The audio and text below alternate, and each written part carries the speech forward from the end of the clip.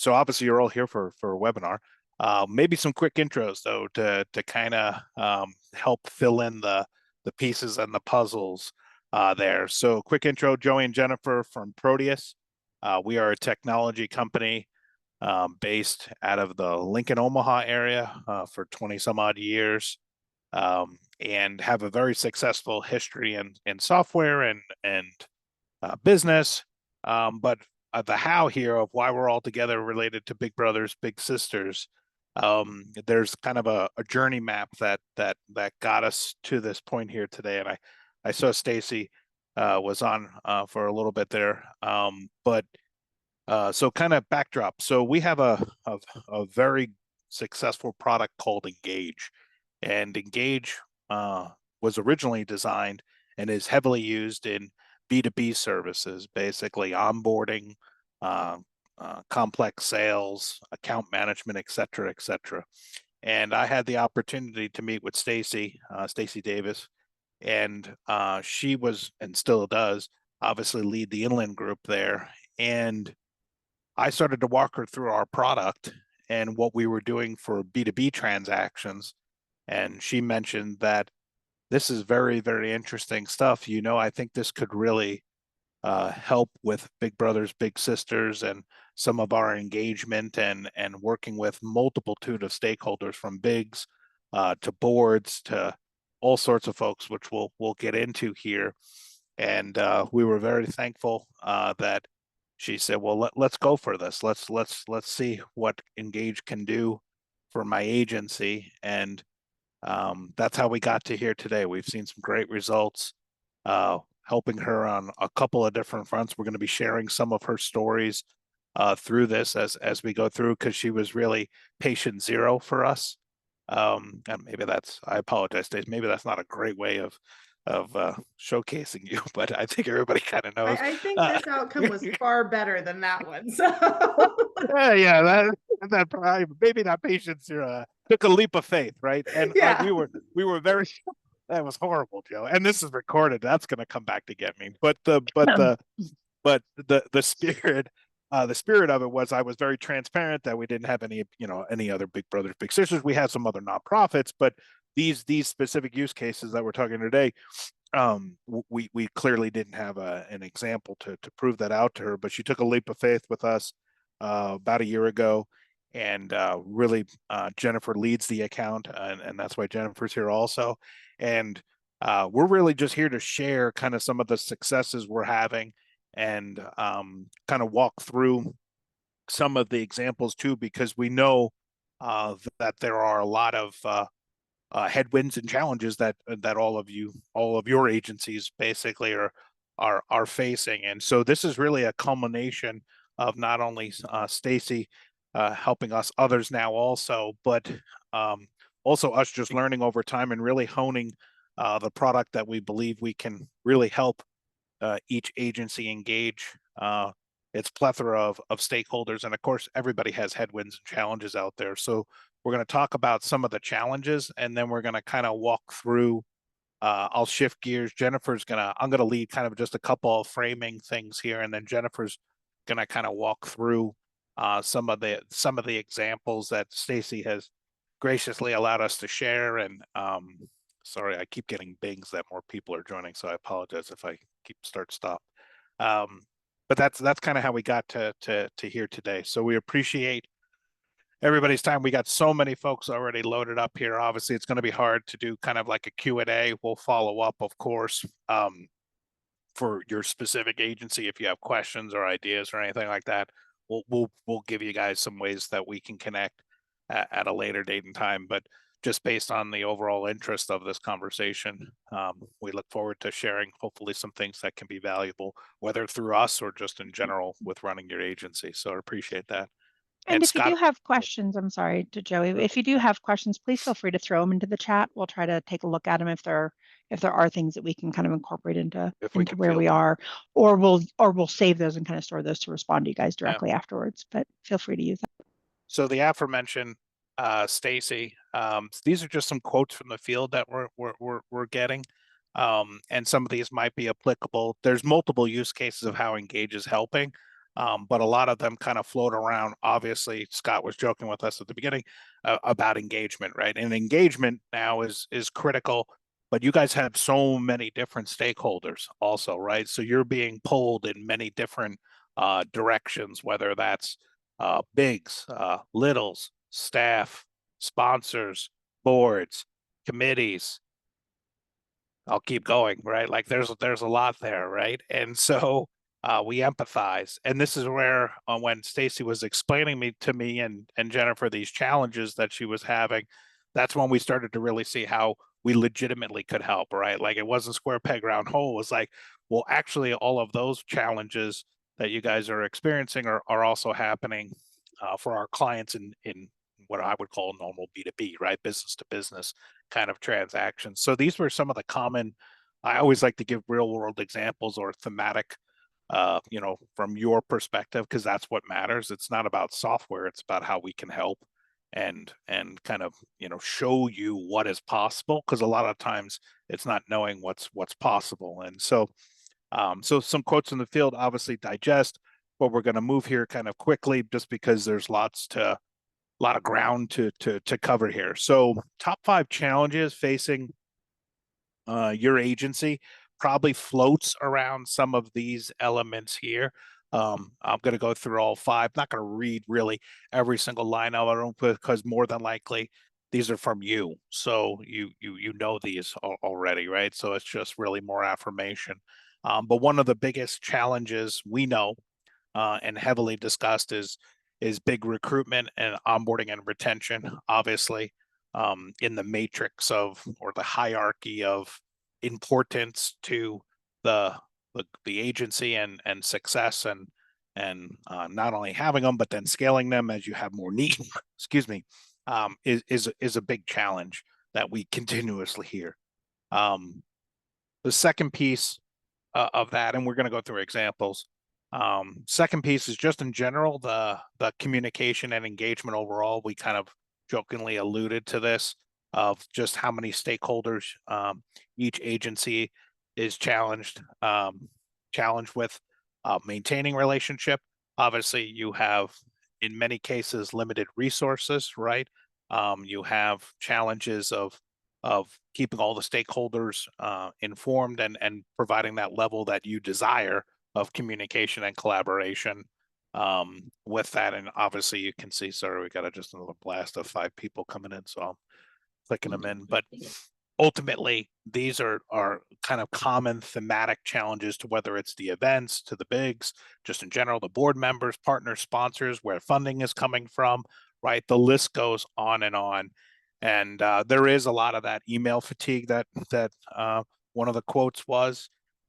It's also providing people a centralized place to get information and from continuously. And that was one of the big things in early discussions with Stacy, was just being able to have that, because an email is transactional. It goes out and then it's gone, or the people even miss it.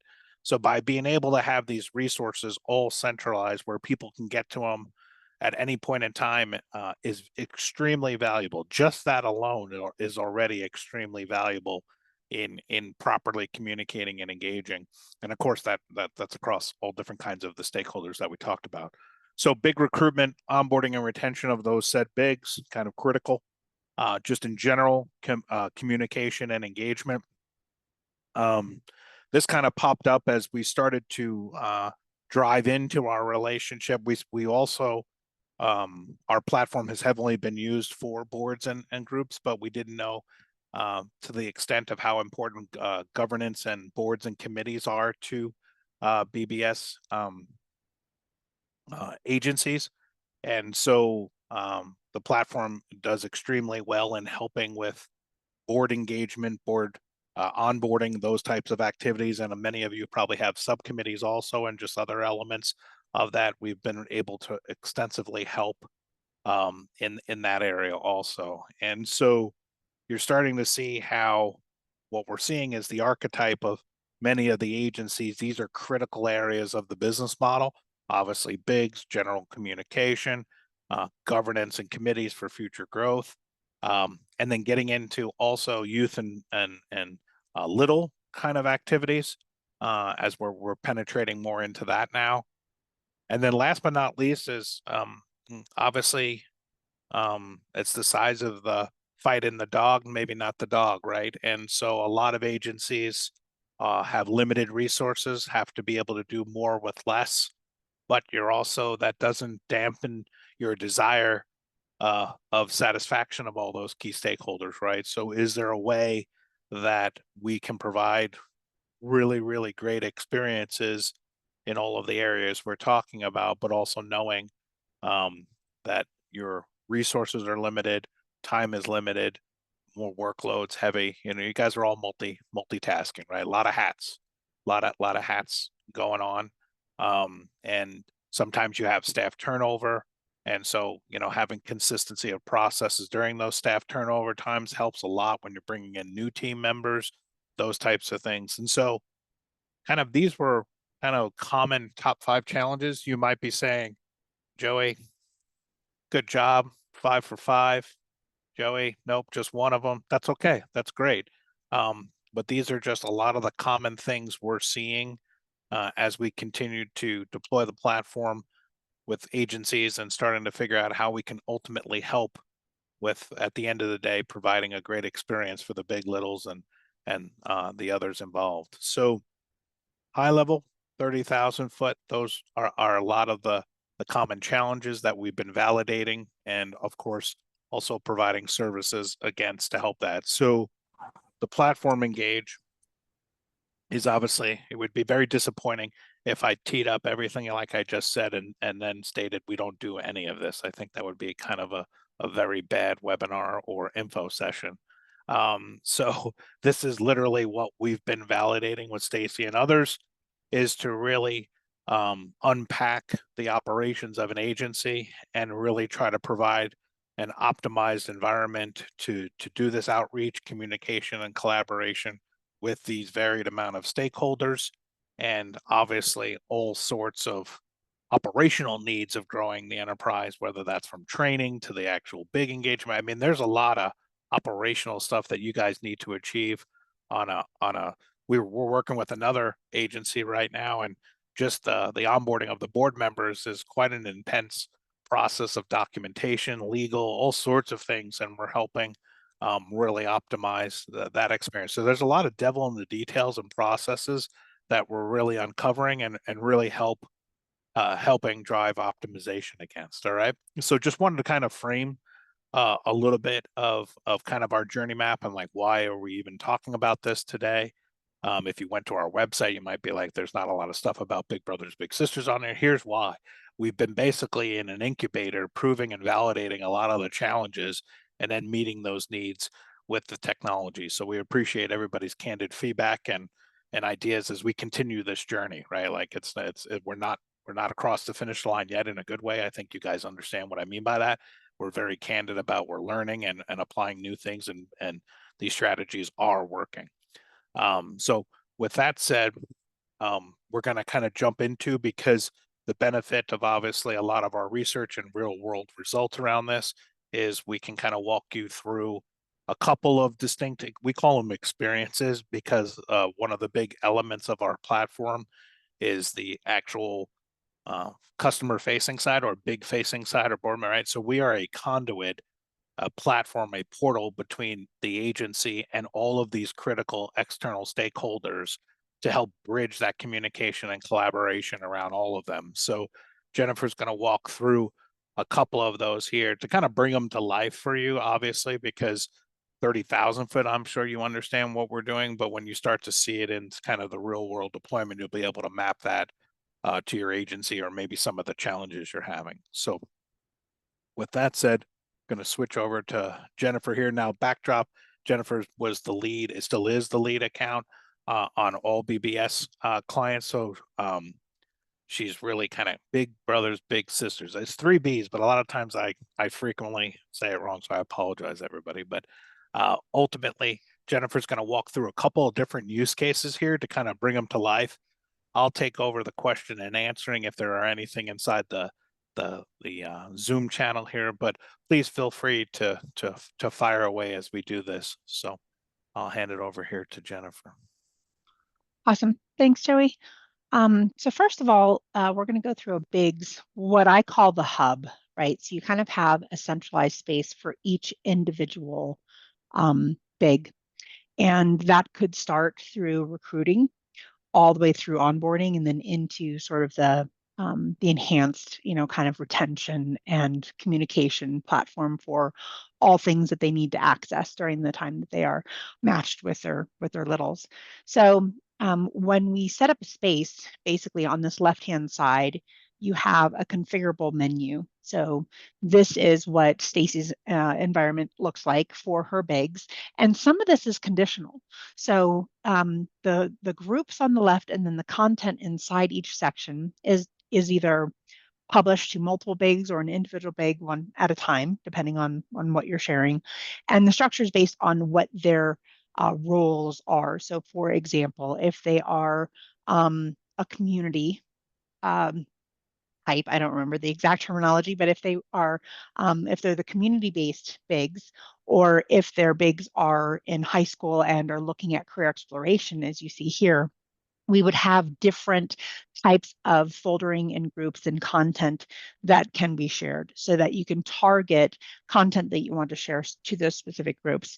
So to just kind of head back over here to a different environment. Again, this is a fake space that we've created, that Stacy has created in her environment that allows us to kind of set up those different types of identifiers to tell us whether or not this individual big should get content that we're sharing out. So you can create and save your own in your own configuration, but it allows us to target the appropriate content. So on the left, you'll see we have general. This is just a welcome that explains to them a little bit more about the organization. Inside of her environment, she has get in touch with the actual match specialist for this particular little or for this particular bag. Then we have any documents that they might want to share.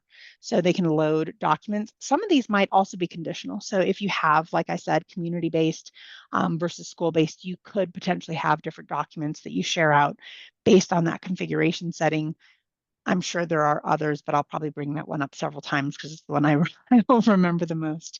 But here we also have things like forms that can be filled out and populated and submitted, which are just basically HTML embeds. So things like your match cards or ticket requests and a whole bunch of other things that I know that can be shared out.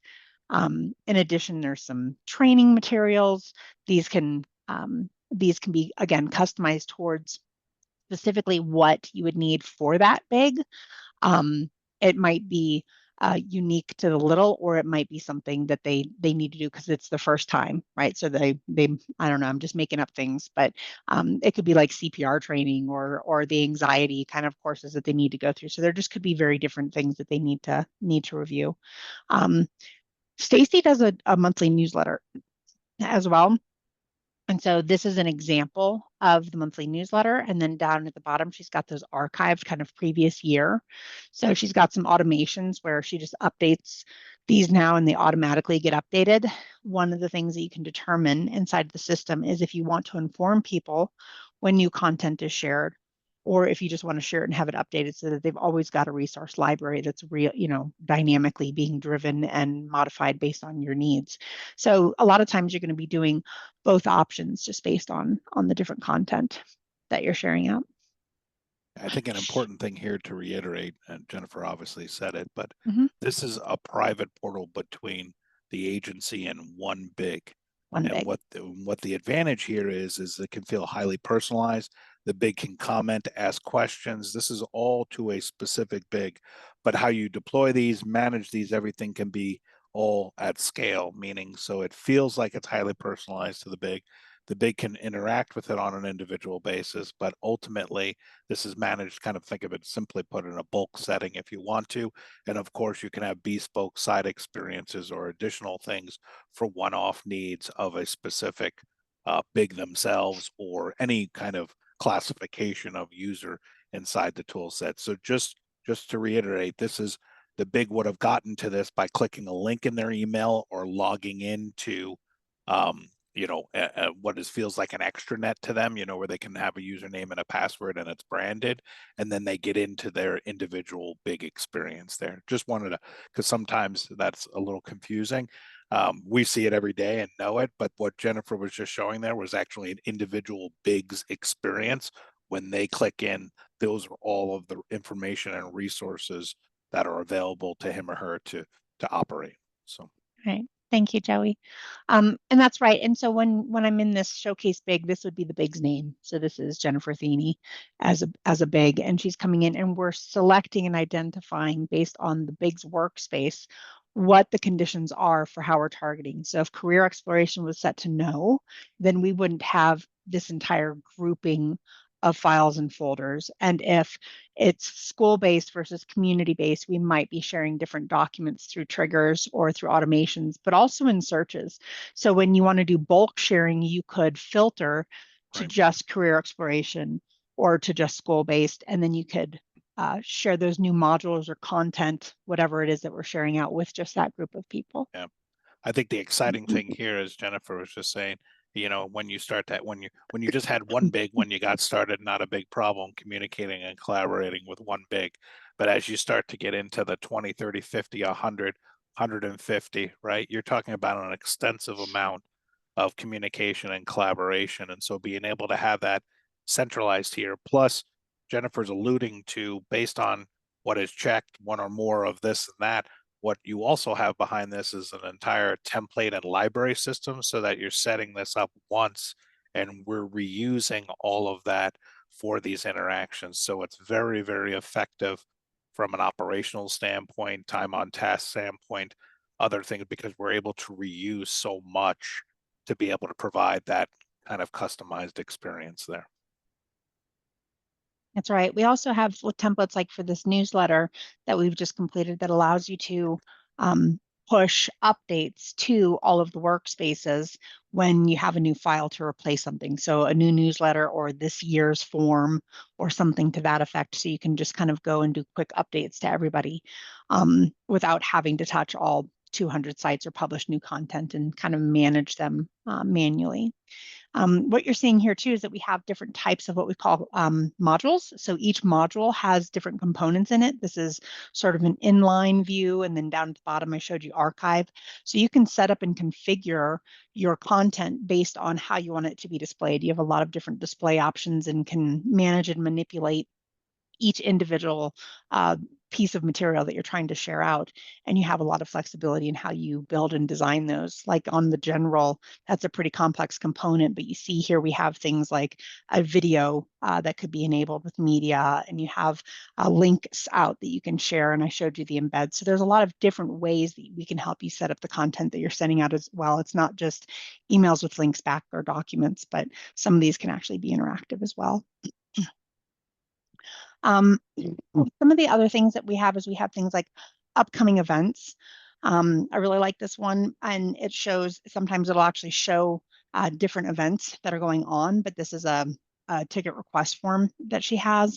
But it could be, your bigs night out, or any of your other kind of community-based events that you're trying to promote and make them aware of. Another thing that she's built is community partnerships, which helps them to stay in the know and gives them the information they need so they know what opportunities are available to them. Fundraising is probably usually, and again, this is not a live site. This is a sample that we set up, and some of the stuff we had might be gone now, but it could be things like your gala and things of that nature. If you guys want to promote that to the big or invite them, there's a lot of different ways that you can share things out into those sections. Photo sharing is really cool. It's a gallery where they can actually upload their own photos to share their experiences out and about with you guys, and then you could use them. And the next thing is checklists. So I'll get into that in just a moment, but essentially, just to kind of recap, on the left-hand side, you can build your own structure. And inside of that, you can share certain types of content. You can share it individually or in bulk and mass to multiple bigs at a time through a bulk add module tool that we have that kind of takes you through a wizard. You can template not only the content, but the emails that are sent. So if you wanted to send the same note every time you have an update on the newsletters, you just share that and draw them back into the system with a link that takes them directly to the module that you're trying to get them to engage with. So if I want them to review this newsletter, I may have a standard email that I send out that just tells them that there's a new one available. And when they click it, it takes them directly to the newsletter group and to the open module. Inside of the space, in addition to content, they also have the ability to communicate. So if they wanted to communicate with one another, they would have the ability to message each other directly and also to comment on an individual module. So the content could be contextual, right? It's based specifically on where they're asking. They're in here and they're asking you which newsletter had the information about anxiety or things to that effect. So they're communicating directly there, and everything that you do will drive them back to that location. So it's really easy for them to get in quickly, kind of find out what's going on. In addition to that, we have the ability to assign tasks to them. I'll get into that in a moment in the checklist. But they can also come in and kind of see high level what they've seen, like what's been added or done since they were in last time. So it tells them, a new file's been shared with you, a new module's been published, and they can get a kind of a summary or recap of everything that's going on. I think that's one of the big advantages too of providing that centralized place. Again, we were talking about email, transactional, overwhelming, right? When everything is centralized into a workspace experience like these here, everything is measured. We know what the bigs are engaging with, what they're viewing, how much are they viewing, are they downloading the resources and stuff. So a lot of the times, as we've talked with other agencies, they're like, we don't know really what's going on. Like, we're sending out emails to all of our bigs, but we really don't know, are they consuming the information? Are they engaging with it? We really don't have any visibility as to what's going on. And that's one of the great things that obviously the platform does provide, is since you're communicating and collaborating with an individual big at this case, or you're sending stuff out to your board members, your committees, like what is really going on when it leaves. And that's always the abyss of sending stuff out via email, right? The converse is when you have it into a centralized environment like these that we're showcasing you, you know everything that is going on, who is engaging, what are they engaging with, so that your proper follow-up on touch points and stuff can be targeted to the individuals who haven't consumed stuff, or obviously more adaptable to that. So really the lack of visibility is an extremely valuable statement we've heard from almost everybody we're talking with right now. It goes from I don't know what's going on to I completely know everything that's going on related to my bigs or boards or communities or whatever it might be. That's right. And we show a lot of that information in a couple of different dashboards. So I've switched over to that. We have a workspace engagement, which tells me how many times they've come in, what they've done, what they've actually been engaging with. And then I can actually see specific files. I know if they've downloaded or viewed a file. I can see the time that they're spending and when they typically come in, and then I can get into more detail of all of that information, so I can actually see the exact amount of engagement that they're doing, which is really great, especially in things like onboarding, or if you even just are asking them for their new, YMCA card or whatever the case might be. You have the ability to see if they're inside of the item that you've asked them to do, if they've engaged with the document, if they've watched the video. We even track view time. So there's a lot of different analytics that you have. But you can see also every single visit when they've come in and what they've done while they were there. So you can see their engagement. It gives you the opportunity. It's not so much like, hey, did you get a chance to? It's really more of, I saw you did this and I have these 3 questions, and or to follow up on completions and stuff. So there's a lot more insights available to you for you to take the next actions, basically, is what it would do there. Let's maybe unpack some of the checklists and process execution, Jennifer. Yeah, I think absolutely. that's always a fun topic, I think. Yeah, so this is a showcase big that Stacy's created so that other agencies can come in and engage in the environment as a contact. So when we say contact, we're referring to that external party, meaning it's not one of your staff. And they are coming in to engage with a workspace that you've created. So it could be a big, it could be a little or a little's family, it could be a board member, it could be donors, or other stakeholders in the community. And we have use cases based around all of those. So we have those types of people coming in. When they come into the environment, the spaces that they see are very unique to what their engagement purposes are. So obviously on a board, it's a lot of documentation and meeting minutes and agendas. And on the others, it's a little bit more interactive, events and content that they would need. One of the things we've done is we've built checklists. So inside of this space, I've loaded a couple of checklists, but we'll kind of go through them. So this checklist is actually for user engagement to kind of go through our Proteus training, and it has been tied into staff onboarding at Stacy's organization. So she has built an entire staff onboarding, part of which is learning engage.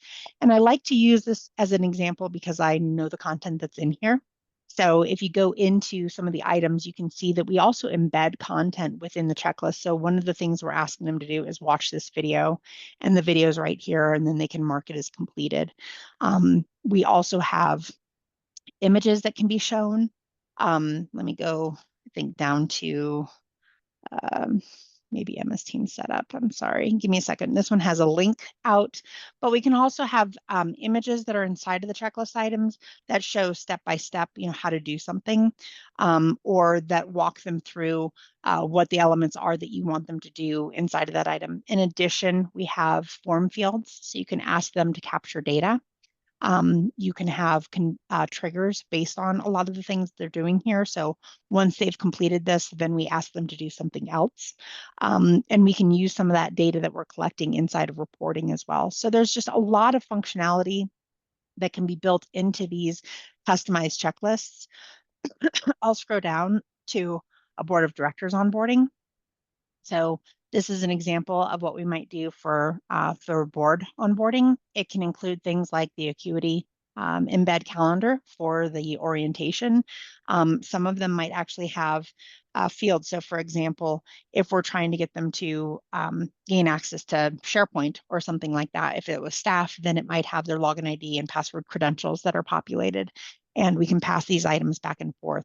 So depending on what we want to do, we can modify the actual session so that all of that content is inside of the checklist item. And those details can be shared there to kind of show them what we want them. Yeah. So as you're mapping this back to like the day-to-day challenges, right? It's not only communicating and collaborating, but many of the agencies, it's the constant follow-up and trying to track things down and get things from people. And the follow-up, you're probably all shaking your heads because this is a very common issue, right? And it's like, did this person get this done? Did they not get this done? Where is it at? So any process that you're operating as an agency, obviously Jennifer's sharing some very common, very proven, great use cases of this, but any other processes that you're executing where it's not only the agency to any of the stakeholders, this also can be used for internal use if you're trying to do some other operational stuff internally just amongst your own team members. So it can be internal facing and or external facing, but think of any process where there's back and forth and you're having to track what is going on. We call it the checklist system. And yep. And somebody just asked a question about, can we capture information from third-party references or other step? Yes. So other people can contribute to those. They can invite in additional people. There's lots of processes around that, and micro workflows, which Jennifer was using. It might not be familiar to some, but the word triggers. So the triggers in our concept might be, let's say you did ask for like somebody just asked about a personal referral, right? So let's say you got a personal referral. Well, that might be captured in the status of pending. Then somebody internally has to review that, meaning internally at the agency, to agree that that is legit and confirmed. Then it is marked as approved. So there can be sub workflows and sub assignments of Jennifer mentioned tasks and other things in that. So it's not just capturing the checklist, meaning the data from the big, or in this use case, it is a rep profile, but whatever captured, there also frequently is internal tasks and follow up and fact checking that might have to happen. So there's a lot of those sub processes can also be executed.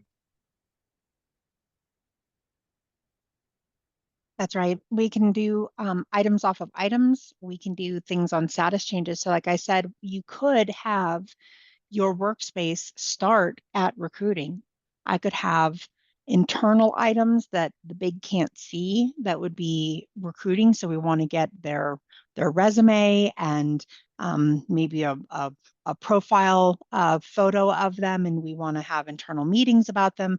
And then after we recruit them, we want to convert them to the onboarding process. So we can also have things like that triggered and initiated that begin entirely new concepts for them, not just another item, but it could even be a whole new checklist or a whole new grouping of things on the left-hand side that are dynamically driven by the experience that they're going through, which is really interesting because you can kind of take them through their entire life cycle, and you can do like on the board, for example, we have one of the agencies in Wisconsin now that's onboarding, and they have something that's a list of basically 3 documents that every board member has to sign every year. So we have things where it's going to re-engage more things again 365 days from now, so that it asks them for the things that they have to do next year. So there's a lot of logic that you can build into these checklists. There's a lot of content that you can share. It gives them one easy place to get to everything. So instead of driving them all through the menu on the left-hand side to get all of their training, we embed all of the training materials and videos and links and logins and passwords into the checklist so that they have one very standardized, simple place to come to go through the entire process. And again, these can be built for all kinds of things. We have staff onboarding, board onboarding, big onboarding. But again, we can also do those annuals. I believe Stacy has dropped off, but she also created one for the annual picnic. So she had lists of all the things that they need. Oh, there she is.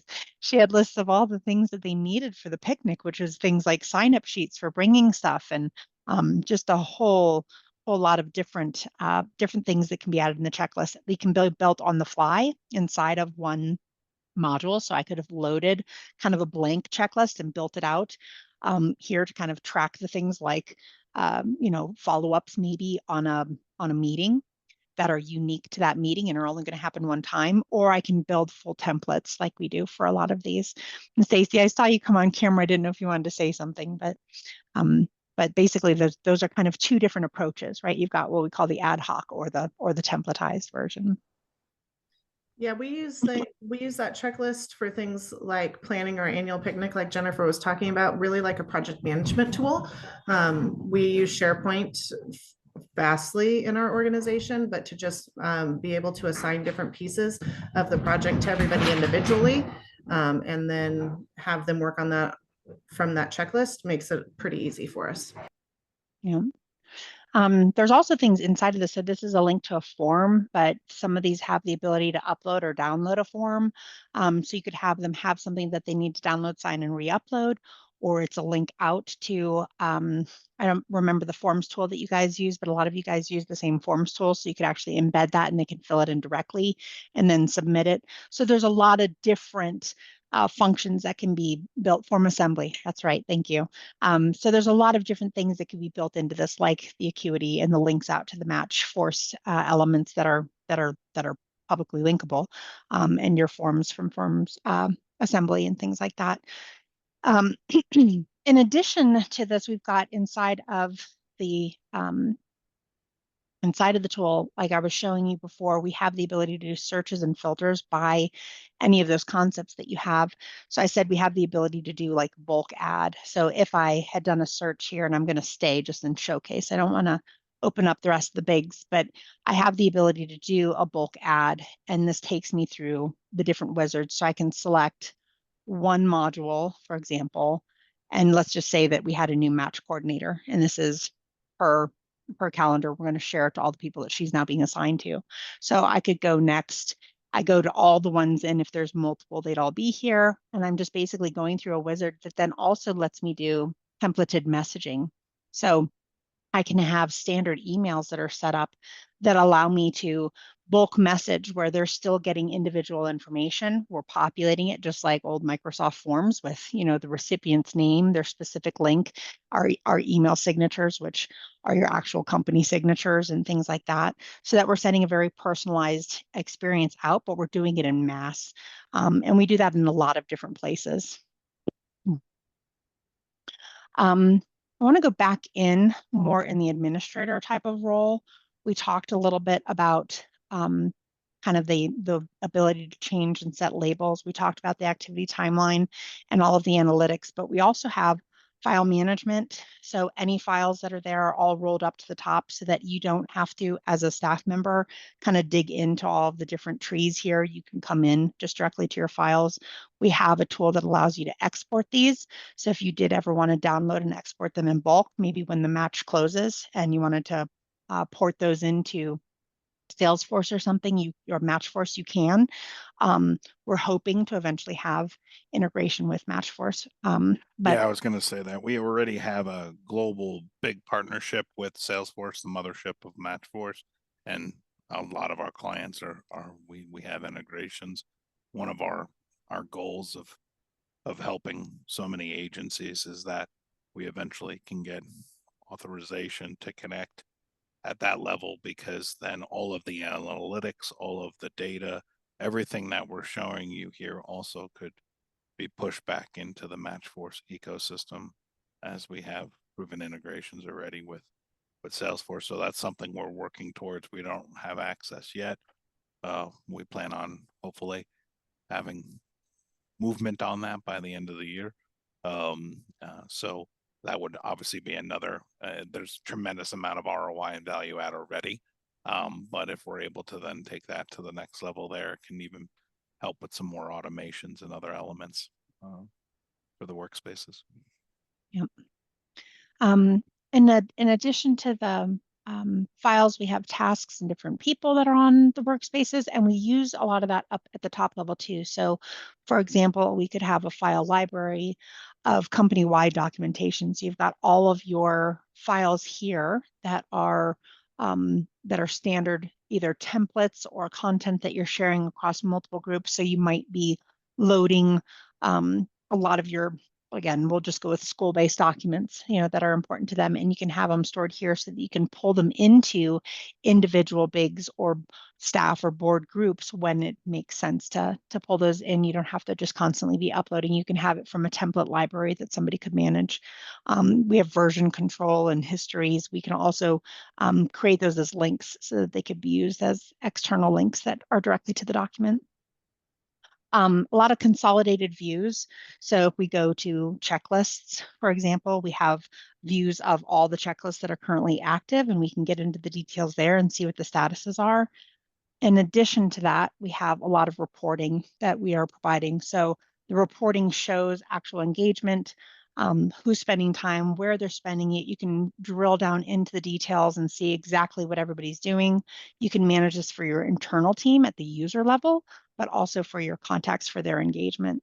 So there's a lot of different reportings and again, dashboards and insights that sort of show us who's engaging, who's not engaging, and what are they doing when they're in.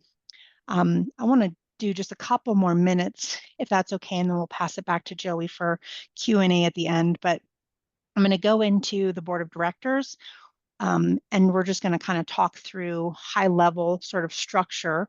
This is a little bit different than the bigs because this board of directors workspace is a multiple contacts. So in your big environment, it's one big, and everything in there is unique to them and their current match. Here in the board, this workspace might go on for years and years, and you're adding and removing members. And when you do that, you'll have the ability to go in and kind of select if you wanted to.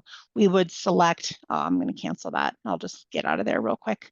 We'll just edit this one. You can select which groups they're in. So are they in the MARCOM committee or are they in the executive committee?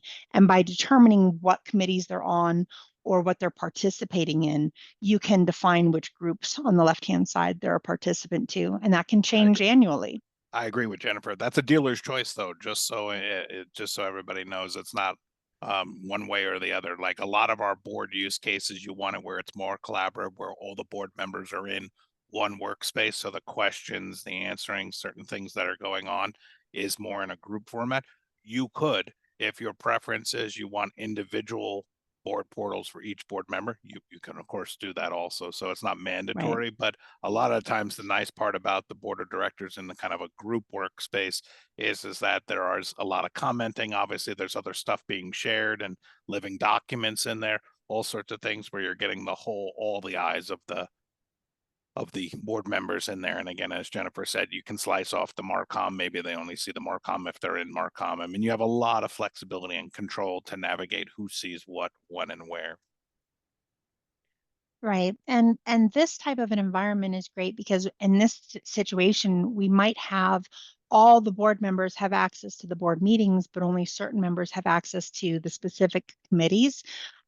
This happens to be, in Stacy's case, it's all board members, but we do have some committee members that are participating in one of our other Big Brothers Big Sisters that are not on the board. So they are participating in a committee and they have access to that committee and also to things like all of the programs or event information, but not to board meetings. So the way that we control that is our access control is based on group participation.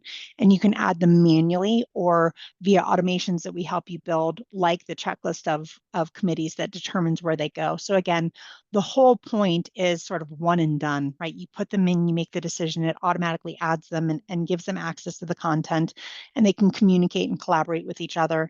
And then you can add and remove as needed, but we just want as many automations as we can to kind of help you set that up so you don't have to be sending everybody the email and making sure that they've all got it and things like that. This helps a lot too with the analytics, so maybe even more interesting here where you could see that they've downloaded the bylaws that you've asked them to review, or you can allow them to communicate and edit a document together where everybody can actually have an editable file that they're contributing in. Meeting minutes and notes and things like that are all kind of common use cases here as well. Well, thanks, Jennifer. And Really. obviously a lot here. And again, kudos to Stacy and other agencies who have helped us start to really refine this approach and ROI and the model around that. Obviously the purpose of today's was just high level introduction. What are we even talking about here? Who are these crazy cats out of Lincoln? But hope this was of value and gave you some ideas of ways of obviously driving engagement and communication and processes within your agency. As we said, we're continuously learning. We're having great success. If you're interested, just everything in life is brass tacks. So we've been partnering with agencies for $196 a month for 4 users, meaning that's just, we don't count the number of bigs you have, number of sponsors. We don't care. The idea is to drive impact. And so, Joey, do you want to pull that slide back up? I think you have a slide that has that information. And while you're doing that, Scott asked another question. Onboarding takes usually 4 to 6 weeks. We've actually brought one up in 2. So it really depends on what you're going to build and what your experiences are. But Stacy and some of the other agencies have offered a lot of the templates, so we've got a pretty good idea and probably can get you started a bit faster than the a standard implementation. So then, our sorry to jump in here, but I think the other piece that Scott's asking about is how long does it take for our board members to learn how to use it? It was super easy because they get their personalized link. They don't have to save a login. They don't have to save a password. There's none of that. You just click the link and you're in the system. And then, nearly all of our board members come from a professional setting and are used to using systems like SharePoint or something like that. And that is really the same design. It is a file hierarchy of how things are loaded in there. So they just know where to go and get their stuff. It's a click file hierarchy system, and it's very simple. We implemented it first with the board simply because it was so simple for them to use. And because they were able to access it because of that personalized link anywhere from their work activities to their personal activities. We didn't have firewall issues like we were having with other systems that we were using. So that's great. Yeah, and it's a very straightforward partnership. We've been working with agencies and obviously talking with them. We're trying to get the price to a very high ROI level. For agency users seems to be pretty common with a lot of the groups we're talking with. Very strong ROI. That's all use cases and the proven templates that we're talking about. And of course, we help set up and coach, because not every agency is identical, clearly. Plus, there's lots of different additional use cases and ideas. Like once you get it, you start like, wow, we could do this, like we could do this. So it just keeps kind of scaling and growing and providing more things. As Jennifer said, 4 to 6 weeks is typically the onboarding cycle of getting an agency set up. Just for clarity there, getting a new, like Jennifer said, though, we just onboarded one and they really wanted it up for their board meeting, which was 14 days out, and sure enough, it was out, and then they loved it, and it's been great success. And so but typically that's what we're looking at here. So we really are trying to build something of extremely high value, extremely high benefit, and super strong ROI for the agency itself. So obviously, if you're interested, we'll follow excuse me, we'll follow up obviously with the recording and some additional resources with this, and also our calendars. Would love to learn about your agency. Obviously, we can unpack more. Jennifer was just clearly doing 30,000 foot and certain things just to make sure you understand between the communication, the collaboration, our checklist system, which is basically a process engine that can be leveraged for lots of different agencies, processes, and goal driving. All of that. We'll look forward to unpacking that more with you and learning more about the agency and different use cases. It can do more than what we're just talking about here too, right? I mean, like that's the whole thing. We keep learning and so it's very interesting, and we look forward to helping you out if possible. So with that said, I appreciate. Thank you, Stacy, for helping out there, and thank you for your brain share, because a lot of this is from Stacy's head and others' heads. So we appreciate the sharing there, and we'll continue to keep pushing forward here on new ideas to add value for everybody. So again, thanks for your time today. We'll share this out, obviously, for if you have other team members who like to watch this or provide feedback to us. So thanks again, everybody. Have a great rest of, what is today? Have a great rest of your week. It's Wednesday. Have a great rest of your week. Thanks, everybody. Thanks, guys. Bye.